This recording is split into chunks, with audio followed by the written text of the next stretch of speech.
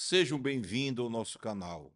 Eu peço desculpa por estar com esse óculos aqui, eu fiz uma cirurgia dos olhos, mas tem uma mensagem do trono de Deus, que vai alcançar o teu coração, uma mensagem muito precisa nos dias odiernos. A importância da empatia em tempos de polarização. Então nós vivemos tempo polarizado e precisamos da empatia. Em um mundo marcado pela polarização e conflitos, é vital que nós, como cristãos, nos destaquemos como portadores de empatia e compaixão. Gostaria de compartilhar com vocês 5 passos práticos para cultivar a empatia em nossas vidas cotidianas. Seguindo o exemplo de nosso Salvador Jesus Cristo, que sempre demonstrou amor, empatia, compreensão para aqueles que sempre estiveram ao seu redor. E nós, como cristão, porta-voz do Evangelho, precisamos sim praticar a empatia, a compreensão. Primeiro passo, pratique a escuta ativa. A Bíblia diz que é melhor ouvir do que falar e que nós possamos ser ponderados no nosso ouvir. Devemos praticar a arte da escuta ativa. Isso significa não apenas ouvir as palavras das outras pessoas, que já é bom. As pessoas se sentem muito bem quando você presta atenção às suas palavras, quando você ouve a sua história, as pessoas se sentem bem. Isso já é uma prática da empatia. Mas precisamos também concentrarmos verdadeiramente no que os outros estão dizendo. Podemos criar um espaço para a empatia florescer. Tem pessoas, isso é natural, quando conversam com as outras, e a pessoa está naquela conversa bem alinhada, o outro diz: Olha, não é te cortando, não, mas é cortando, sim, já cortou. Nós vemos Tiago 1,19: estejamos todos prontos para ouvir, tardio para falar e tardio para irar. É muito importante a empatia. Nós estávamos atualmente numa congregação nossa, do lado da congregação tem um bar, e o pessoal do bar, eles jogam do lado da igreja muitas, garrafas de cervejas, latas, aquele absurdo. Isso gera um descontentamento, porque o patrimônio da igreja está sendo invadido por bebida, aquelas coisas todas. E nós entendemos de fazer um muro ali no limite, para evitar. E fizemos aquela convocação, estávamos lá no mutirão quando o dono do bar chegou. Disse: aqui vocês vão ter que respeitar o meu limite, aqui vocês não vão fazer, é 20 centímetros mais afastado. E eu cheguei bem pertinho dele e disse: não, aqui o seu direito tem que ser respeitado. Nós não vamos aceitar o seu direito ser extorquido aqui, não, de maneira e qualidade nenhuma. Nós vamos zelar pelo seu direito. E fomos conversando, olhou para mim: quem é o senhor? Sou o pastor. Ô, pastor, é porque tem uns irmãos que me faz raiva e tudo. E aquele moço entrou num clima bom e tudo, e houve aquela empatia. E eu fui empático a ele, porque eu disse: olha, do lado do seu bar aqui, nós, como cristão, temos que fazer um pouco a mais. Nós vamos rebocar. Além de você não vai gastar com o muro, nós vamos rebocar do seu lado ainda. E ali acabou todo um problema. Então, nós vemos aqui o segundo passo para nós cultivarmos a empatia e a compaixão. Devemos cultivar a compaixão em nossos corações. Isso envolve apenas não sentir pena das dificuldades dos outros, mas também agir para aliviar o seu sofrimento, a seguir o exemplo de Jesus, que sempre se compadeceu das multidões. Podemos encontrar maneiras tangíveis de ajudar aqueles que estão sofrendo ao nosso redor. Isso é empatia. O contrário da empatia é a antipatia. São pessoas que discordam de tudo, pessoas que agridem os outros em palavras, pessoas que agridem os outros em gestos, em atitudes. Nós temos que ver o lado do nosso semelhante. Nós temos que ver, se fosse eu na situação dele, como eu estaria. Então nós temos que ver o lado do nosso semelhante. Nós vemos Mateus capítulo 5 e 48. Portanto, assim como o vosso Pai celestial é perfeito em todos os sentidos, sejam vocês perfeitos como ele é. Isso é empatia, perfeição. Você vê o lado do seu irmão. O terceiro passo, e isso é muito importante, nós vamos falar sobre um acontecimento em São Luís do Maranhão. Os irmãos dirigindo o culto diante de um terreiro de macumba, e nós vamos falar sobre o ocorrido. Nos acompanhe, que nós estaremos logo em sequência, nós iremos falar. Mas vamos falar e dar seguimento ao terceiro passo para nós vivermos a empatia, né, a compaixão. É importante buscar entender as perspectivas diferentes das nossas.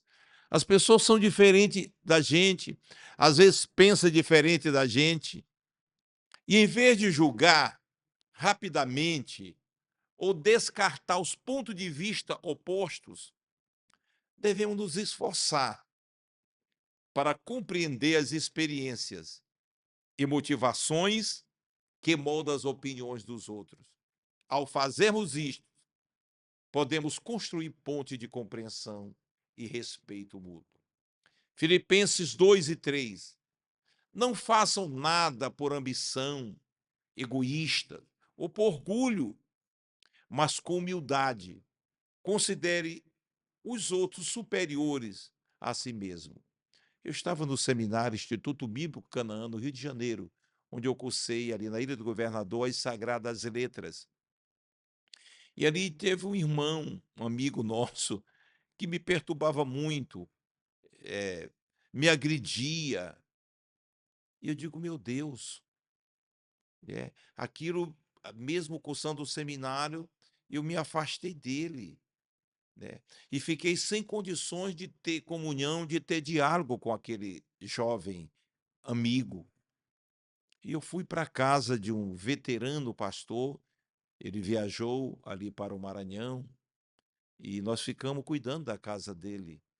E quando deu 2 horas da madrugada que eu desperto para orar, que eu coloco o joelho no chão, eu me lembrei que eu estava ressentido com aquele irmão. Digo, meu Deus, por que que tu não faz ele sentir? É ele que anda me atacando.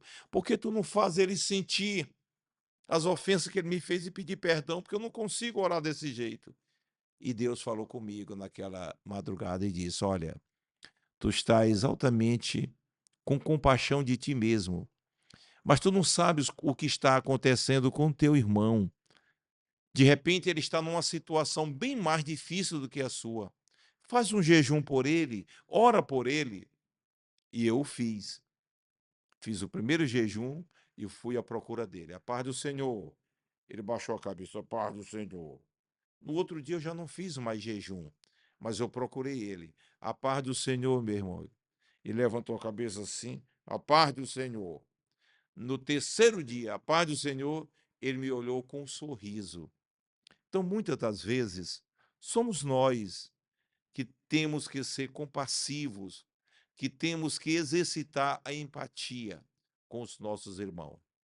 Nós vemos aqui quarto passo para você exercer a empatia, a compaixão num mundo tão conturbado, num mundo tão polarizado. A gratidão é outra ferramenta poderosa Nós já falamos sobre a gratidão em mensagens passadas. A gratidão, ela é habilidosa para cultivar a empatia. Ao reconhecer as bênçãos em nossas próprias vidas, nos tornamos mais conscientes das lutas e dificuldades enfrentadas pelos outros. Isto nos lembra de sermos gentis, compassivos, reconhecendo que todos nós enfrentamos desafios. Nós não somos únicos, todos nós. Em 1 Tessalonicenses, capítulo 5, e verso 18, diz: dê graça em todas as circunstâncias, pois esta é a vontade de Deus para vocês em Cristo Jesus. Glorifica o Senhor na tua luta. Eu não sei como você está, o que você está passando, mas glorifica. O choro pode durar uma noite, mas a alegria virá pelo amanhã. Essa prova vai passar, essa luta vai passar, e o amanhã, a aurora de um novo dia, vai chegar na tua vida. Nós ainda iremos falar do episódio que aconteceu em São Luís. Os nossos irmãos, eu acredito que com boa intenção, foram dirigir um culto, só que escolheram o lugar aonde? Na frente do terreiro de Umbanda, ali no templo dos umbandistas. E ali, eu acredito que eles estavam desejando o melhor para os praticantes da Umbanda, só que expressaram de uma maneira ofensiva, né? E isso não é bom. A Bíblia diz que a palavra dura suscita ira e a palavra branda desvia o furor. Nós não devemos contra-atacar as pessoas. Nós devemos respeitar as pessoas, né? Ser empático, né? Entender o lado do outro também. É fácil levar uma mensagem, eu acredito que ali não seria o lugar oportuno de dirigir um culto, porque as pessoas, os ubandistas, eles têm uma outra maneira de ver, uma outra crença, uma outra doutrina. Então eles podiam se sentir ofendidos. Mas eu acredito que mesmo assim, se ali na frente daquele terreiro de macumba eles fossem louvar o Senhor e ser empático, dizer: o Senhor te ama, você que está aí, o Senhor te ama, o Senhor tem um projeto na tua vida, com palavras de amor, eu acredito que não chegaria o que chegou, porque hoje já tem questões judicial, já existe processos. Uma certa feita, um moço foi para o Juazeiro e chegou lá, foi falar mal do Padre Cício, que Padre Cício era isso e tudo, o pessoal mataram aquele missionário. Uma outra feita, chegava um pregador para pregar a palavra e o pessoal avisaram: olha, vão falar sobre Maria, vai falar mal de Maria e pegar os cacetes, nós vamos bater, vamos arrasar com esse pregador. Só que o pregador é um pregador muito inteligente. Eu quero falar aqui sobre Maria, a mãe de Jesus Cristo, aquela mulher honrada, mãe do Salvador. E o povo diz: rapaz, ele não está falando mal. O povo receberam a mensagem e tudo. Então nós temos que ter muito cuidado. O quinto passo: seja um agente de mudança positiva. Por fim, devemos nos esforçar para sermos agente de mudança positiva em nosso mundo. Isso pode envolver ações simples, como realizar atos de bondade diários, praticar ativamente esforços para promover a justiça, a reconciliação, a comunhão em nossa sociedade. Ao agirmos com amor e empatia, podemos fazer uma diferença real na vida daqueles ao nosso redor. Mateus 5,16.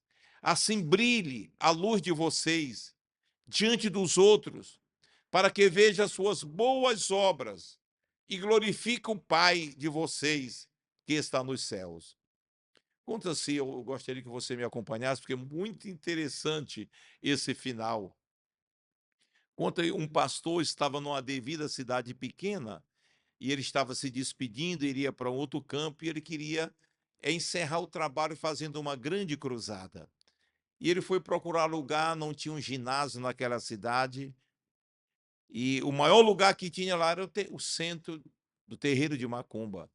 E ele orou ao Senhor disse: realiza o trabalho lá no terreiro de Macumba. Fala lá com o pai de santo. E ele chegou lá: bom dia, quem é o senhor? Eu sou o pastor. Pastor?